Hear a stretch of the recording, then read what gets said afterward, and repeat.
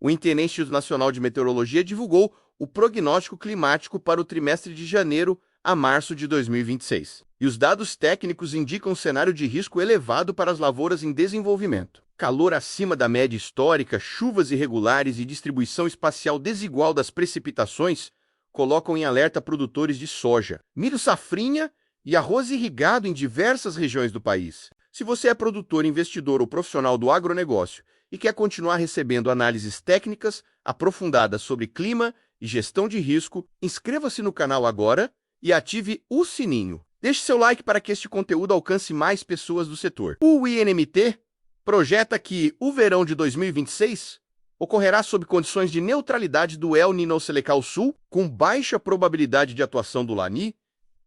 Esse cenário aumenta a influência de sistemas atmosféricos regionais, especialmente a zona de convergência do Atlântico Sul, que pode organizar períodos prolongados de chuva com grande variabilidade espacial e episódios pontuais de intensidade elevada. Na prática, isso significa que não teremos um padrão climático definido e previsível. A alternância entre semanas chuvosas e períodos secos será frequente, e essa irregularidade impacta diretamente as fases críticas das culturas. Estamos falando de um trimestre decisivo, que concentra etapas como definição de janelas de plantio, controle de pragas, uso estratégico da água e decisões de custo operacional. Eu avalio que esse prognóstico exige dos produtores uma postura completamente diferente do que temos visto nos últimos anos. Não é mais possível planejar a safra com base em médias históricas. A variabilidade climática está aumentando, e quem não adaptar o manejo às condições observadas no campo semana a semana vai perder produtividade e rentabilidade. Vamos detalhar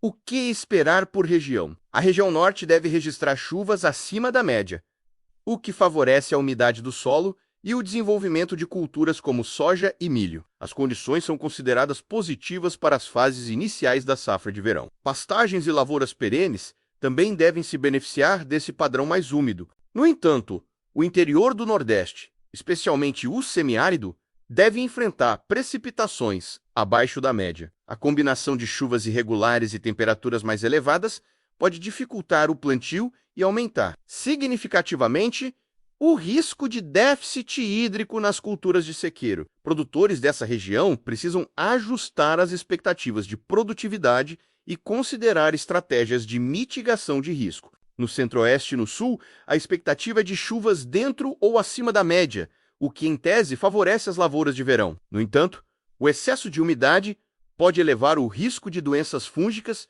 e atrasar operações agrícolas críticas, como aplicação de defensivos e colheita. A janela operacional fica mais estreita e qualquer erro de manejo pode comprometer a qualidade do produto final. Já no sudeste, a tendência é de menos chuva e temperaturas mais altas. Esse padrão aumenta o risco de estresse hídrico no início do ciclo das culturas, especialmente para lavouras que dependem de chuva e não têm sistemas de irrigação instalados. A evapotranspiração será elevada, acelerando a perda de umidade do solo em períodos de menor precipitação. A nota técnica elaborada pelo Centro de Previsão de Tempo e Estudos Climáticos do NPI, em cooperação com o INMET e a Fundação Cearense de Meteorologia, reforça que há maior chance de precipitações acima da média no Rio Grande do Sul, no norte do Maranhão e do Piauí, e em grande parte da região norte. Em contrapartida, volumes abaixo do normal são esperados em Tocantins, Goiás, Minas Gerais, Rio de Janeiro e Nordeste de São Paulo. Eu destaco que a temperatura será o fator mais crítico deste verão. A previsão aponta a predominância de valores acima da média em grande parte do país. Para o setor agropecuário, isso significa aumento da evapotranspiração, perda acelerada de umidade do solo e influência direta no ciclo das culturas. O calor intenso também altera o manejo fitossanitário, pois favorece a proliferação de pragas e doenças. Para o milho safrinha, o cenário é particularmente preocupante. A combinação entre calor persistente e chuvas irregulares aumenta o risco de estresse hídrico, especialmente em regiões do sudeste e do centro do país. O problema não está na ausência total de precipitações, mas na sua distribuição irregular ao longo do ciclo, o que pode comprometer fases sensíveis da cultura, como floração e enchimento de grãos. A recomendação técnica é clara. Decisões de plantio e manejo devem considerar ajustes constantes. Produtores precisam acompanhar atualizações semanais da previsão e monitorar as condições observadas no campo. A janela de plantio do milho safrinha é estreita, e qualquer atraso ou erro de timing pode resultar em perdas significativas de produtividade. Eu acredito que muitos produtores vão enfrentar dilemas operacionais neste trimestre. Antecipar o plantio do milho safrinha pode expor a cultura a períodos de déficit hídrico. Atrasar pode colocar a fase de enchimento de grãos em um período de estiagem mais severa. A decisão precisa ser tomada com base em dados meteorológicos atualizados e análise de risco individualizada para cada propriedade. Para o arroz irrigado, o relatório indica um cenário mais favorável no Rio Grande do Sul, que aparece entre as áreas com maior probabilidade de chuva acima da média no trimestre. Esse padrão pode contribuir para a reposição hídrica e reduzir a pressão sobre reservatórios, fator considerado estratégico para a estabilidade da produção. No entanto, volumes elevados de chuva também